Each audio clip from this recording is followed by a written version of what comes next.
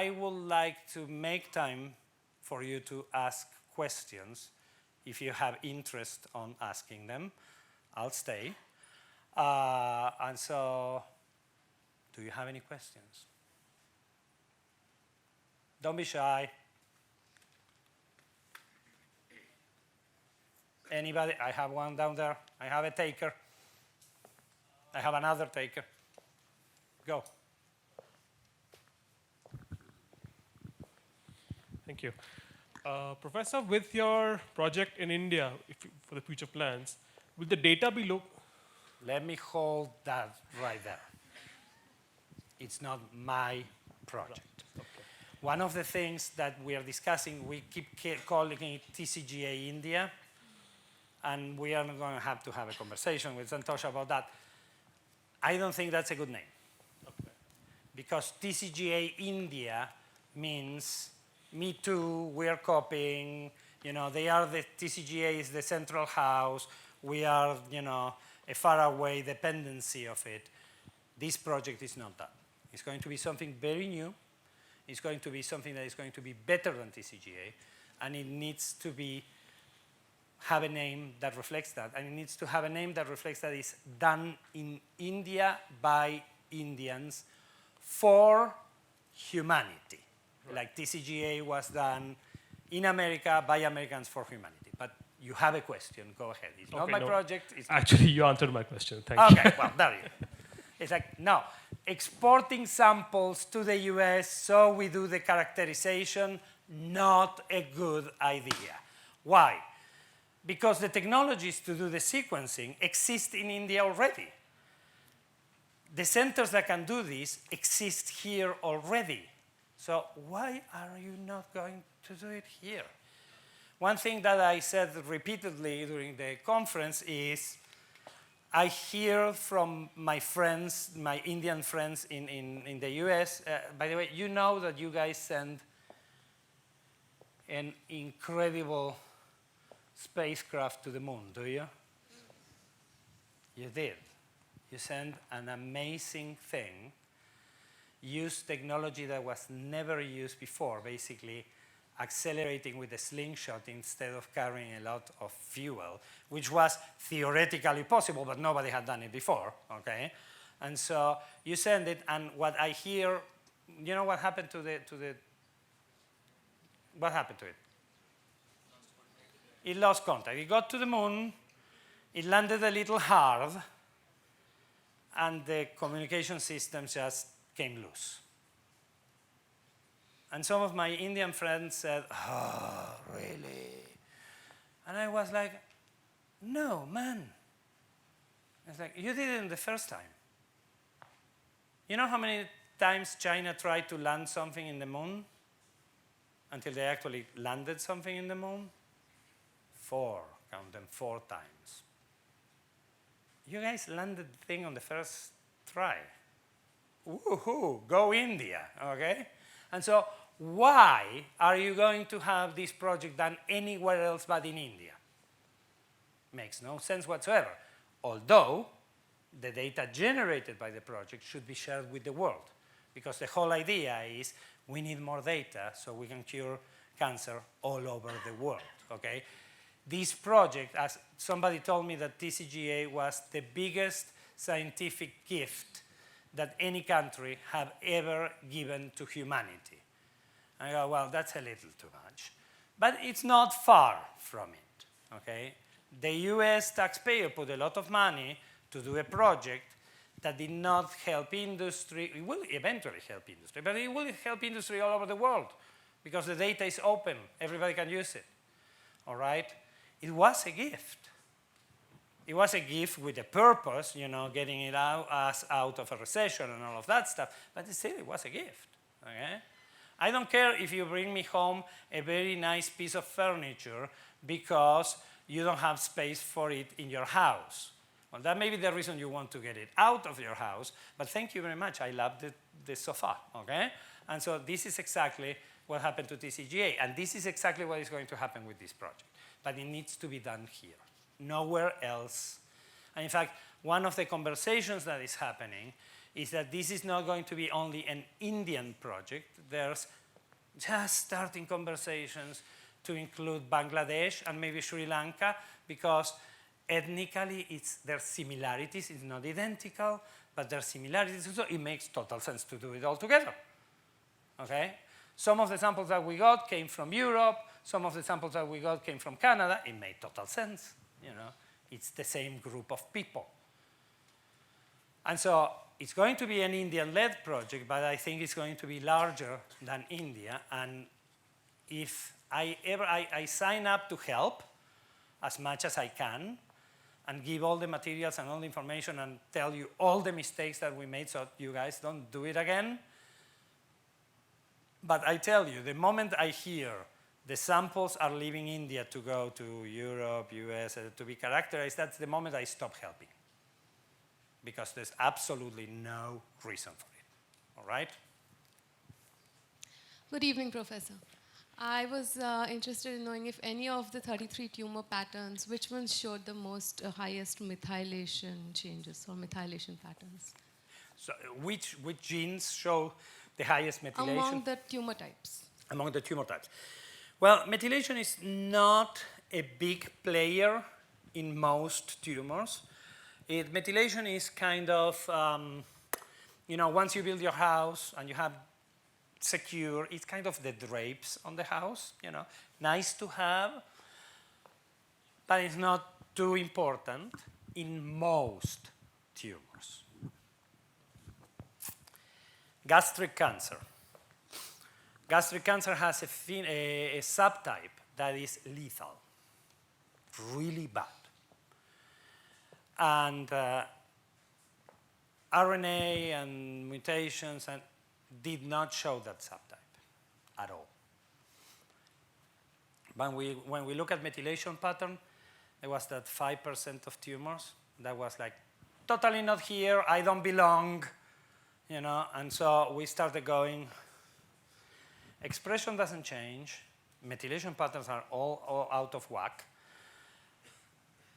What's up with this? Well, first thing we thought is like, well, this is a mistake. And then we look at the clinical parameters and we say, oh no, this is not this is not a mistake. This is something that is truly different. And so we started looking what was weird about this. And then one of the analysts says, well, you have an EBV infection. EBV is Epstein-Barr. Do you know what Epstein-Barr virus does? Okay, do you know how many people in the world have Epstein-Barr? I'll say 99.9%. The ones that don't have it is because they're babies and they did not have the time to get infected. We all get infected with Epstein-Barr. Epstein-Barr causes, when it's very horrible, causes something called mononucleosis. Ever heard of mononucleosis? No. Ever heard of the kissing disease? The disease that you get by kissing people? Yeah, that everybody heard of. For some reason, kissing disease is mononucleosis. It's caused by Epstein-Barr. Epstein-Barr is extremely infectious, and so you just go by somebody with Epstein-Barr and you got it, okay? So everybody gets Epstein-Barr. And so when this person said, yeah, there's Epstein-Barr, and we go, duh, of course, they're human. And then he goes, no. There's an active Epstein-Barr infection. It's not that the virus attached, it's a retrovirus like HIV. It attaches to the DNA and stays. But this thing stayed and produced protein in the stomach. And so that's when we start paying attention. And what happens is that this subtype is actually produced by that active infection. That active infection produces a horribly strong inflammation response, and that produces the tumor. And the inflammation keeps going, and so the tumor gets going crazier and crazier. And so in that case, methylation was key. Without that, we would not have had the subtype. And by the way, that's one of the two examples of things that we discovered that have gone to the clinic like that. Because the only thing you need to do now is You get the biopsy of the gastric tumor, you check for Epstein-Barr protein, ta-da! If it's the case, then you treat very aggressively because this thing will kill the patient in about 3 years, okay? So that's an absolute success for methylation. The other one, for which methylation made a lot of difference in classification and subtypes, is testicular germ cell. Testicular germ cell comes in 4 flavors. And one of them, the seminomas, nobody ever understood what was the process for generation. And it's methylation, purely and exclusively. It's an error of the methylation pattern. And if you don't get that, you don't get seminomas, okay? So, as I said, it's the drapes on the house in most tumors, but not in all. And that's why when people tell me, well, you know, that platform maybe we don't need to do, my answer is, how do you know? And so we need to gather as much information as we can from all the platforms that are around. And, you know, then the data will tell us, Joe Schmo was right, it's not important. Well, fine, now we know it's not important, we have the data, okay? Down there, and up here, yeah. and one here, and one here. Well, good, people are getting into it. So my question is that you also have a parallel project of the human cell atlas. So do you see any parallels of having a human cell atlas and TCGA trying to enrich to get it back and forth? Yes, most definitely. So the human cell atlas is trying to identify. We have had a very successful cell atlas project in nematodes. You know what nematodes are? Little round worms, okay? So we know every single cell on the organism, and we know every single cell where it comes from, when the division comes, and what they do. We're trying to do the same thing for humans. Obviously, nematode with 92 cells, human with God only knows how many trillions, it's going to be a little more complicated. But it's going to help a lot, because in many organs, we don't really know what the composition is. And knowing the composition is important for what I was saying about the mix of cells. You know, if you really don't have a certain type of cell in a tumor type, then targeting that type of cell is a useless endeavor. And so it will help a lot. I wish them all the luck in the world. The technology is just barely there. It's going to be like when we began with the Atlas. It's going to be a very long process. I'm pretty sure that they are going to do it because very smart people are doing it. Yeah. Oh. Yeah. What type of cancer is related to this blue bar that you just mentioned? So that's the diffuse large B-cell lymphoma. So it's a disease of large B cells. So the B cells are the cells that produce antibodies. Okay. And so it's an immune cell that gets produced in large quantities. And what it happens to do is that it overwhelms your blood system and it overwhelms your immune system. Your immune system stops working. So remember that I said people with lymphoma have translucent skin? It's because the blood cells, the red blood cells are barely seen. So you have white blood cells going everywhere. And so, you know, what gives color to your skin is the blood vessels going under, and so suddenly your blood vessels have no color, your skin becomes translucent, you bruise very easily because the blood vessels will rupture out of nothing, and your immune system goes really down because now you have all these white blood cells that are doing nothing. And so it's a very dangerous type of disease, but it's a very simple disease, and so that's why we're able to cure it right now. Thank you.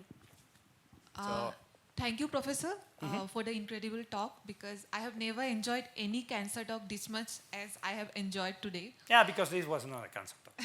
Yes. So my question is, since this TCGA project is starting in India, and for the people of Indian origin and same ethnicity like Bangladesh or Sri Lanka or Pakistan or whatever. So I didn't include Pakistan for obvious reason.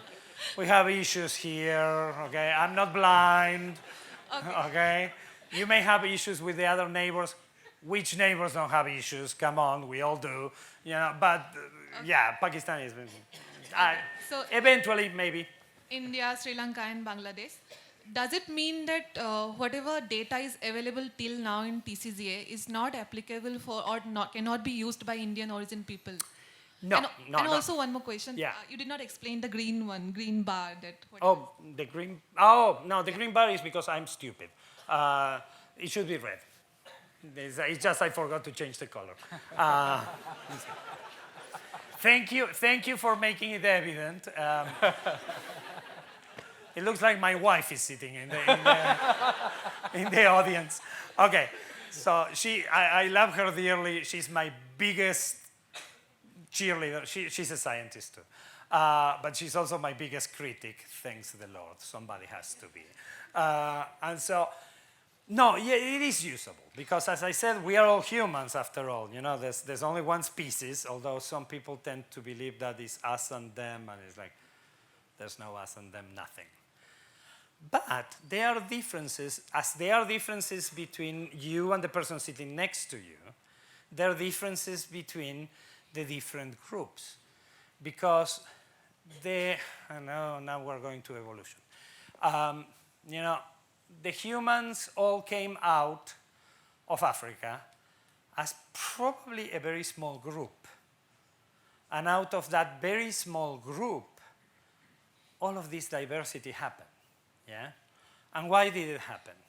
Now I'm going, oh, yeah. For example, people in the Far East have these very puffy eyelids, yes? People always say, oh, they have smaller eyes. No, they have the same eyes. They have bigger eyelids. And so the bigger eyelids make the eye form look smaller, okay? Why do they have the puffy eyelids? It's because when they were doing the migration, they encounter a lot of arid desert. Blowing sand, a lot of sun, you go like this. Well, after many generations, the babies that had that protected thing already built in, puffy eyelids, were better suited for it. Ta-da! You get the Chinese, you get the Korean, you get the Japanese. But we're still the same. We come from the same place, okay? And so that happens with everything. Why do the people in higher latitudes, Sweden, north of Germany, Scandinavia, the Lapi, why are they so white skinned? And, you know, people call us white. I'm not white. But the people from those areas, if you look at their skin, it's literally white, okay? And very light hair color. So, you know, if the men roll their sleeves, if you have a lot of hair, it's covering your skin. Why? Well, there's less sunlight and a lot less intense. Why do we need sunlight for? Vitamin D production, which is absolutely necessary, and you cannot eat it. You have to make it. And so these people are in places that don't have sun, having things that separate you from the sun, not a good idea. They lose pigmentation, both in skin, eyes, because they go all together. Okay? Melanin gets produced one way. So eyes, skin, hair, pigmentation goes away. And so you see, we are all coming out of Africa, but we move to different parts of the world, and biology is amazing, and we adapt to whatever we are living on. People in really, really cold latitudes are shorter and stouter. Why? Keep the heat in. Tallest persons in the world, Africans living very close to the equator. Why? They need to dissipate the heat. Okay?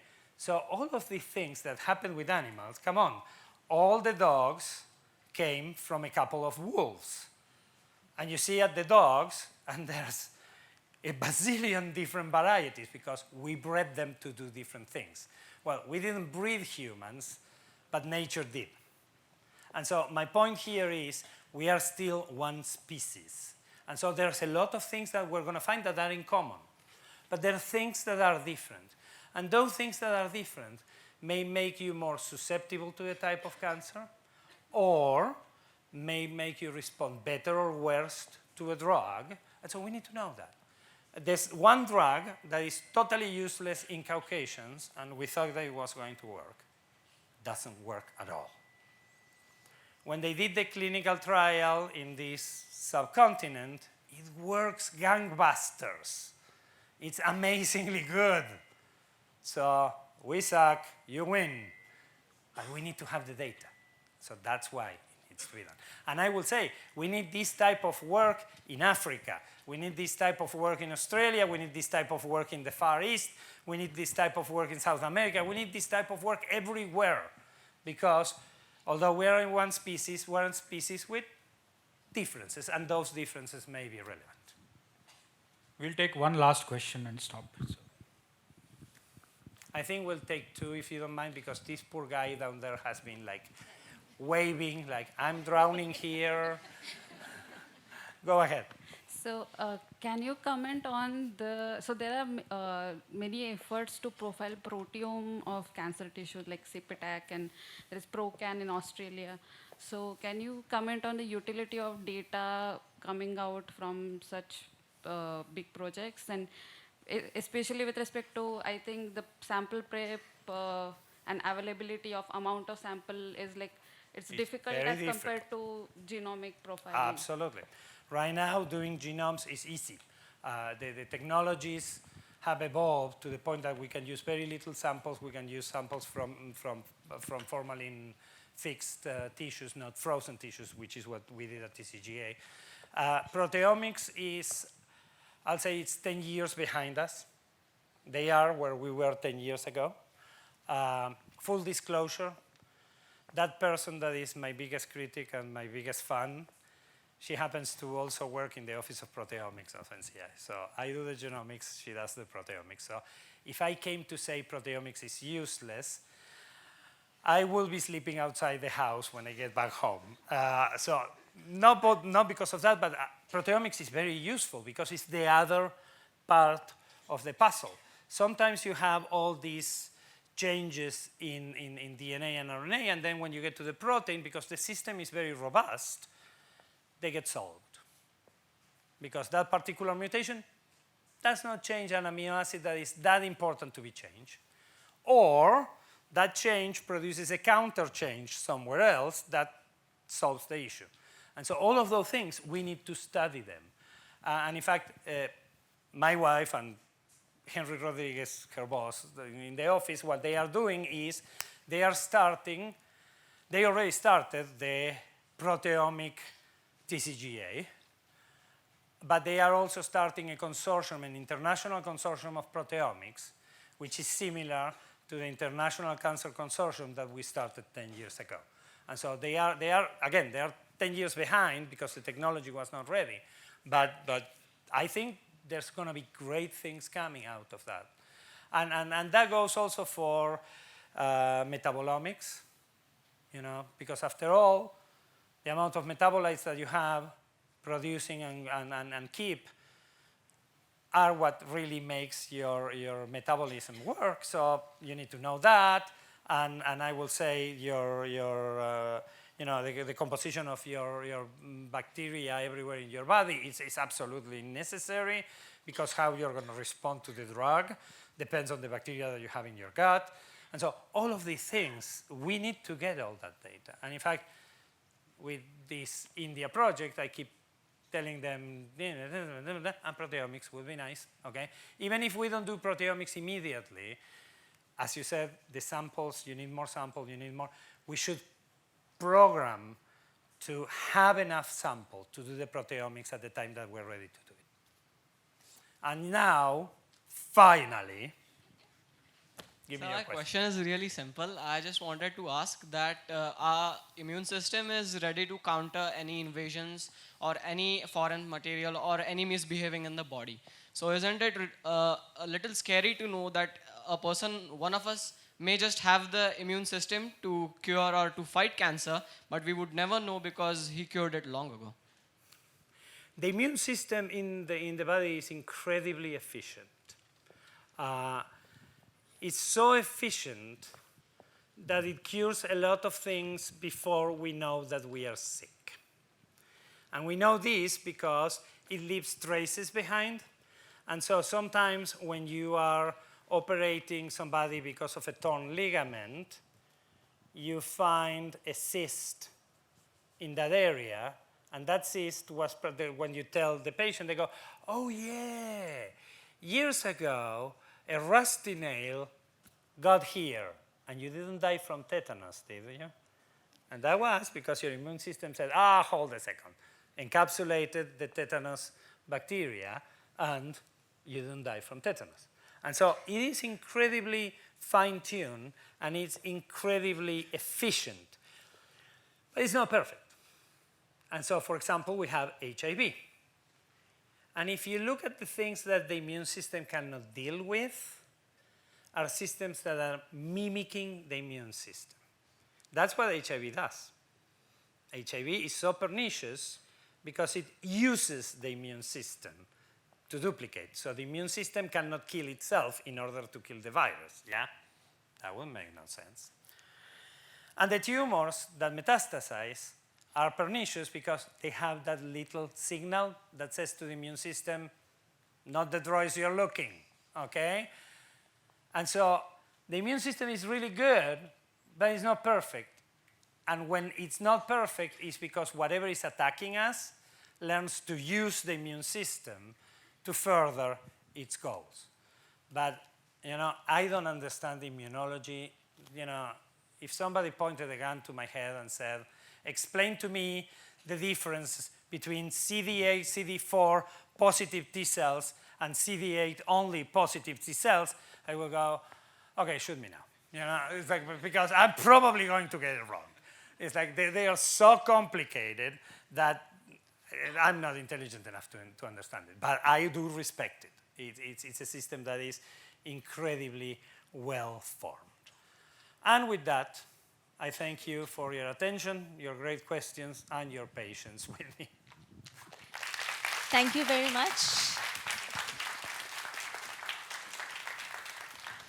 I have a small token of appreciation. Talking of your appreciation, you know, Not mine, it's from myself. well, no, thank you very much. Absolutely unnecessary, but very welcome. It's given to all the colloquium speakers. I imagine that that's the case. Thank you very much, all. And if you have any questions, I can start. I have a dinner that I have to attend. But you are on campus for the next 2 days. So I'm on campus here for the next 2 days. We are doing the workshop upstairs in what is now? 303. So my team is giving the classes. I'm there sitting between things that I have to do in the middle. And so if you have any questions and you have time to kill, because you can tell you ask me a question and don't stop talking. But if you feel like it, you can find me up there, okay? And again, thank you all for taking your time, going to dinner late and listening to me speak forever. Thank you.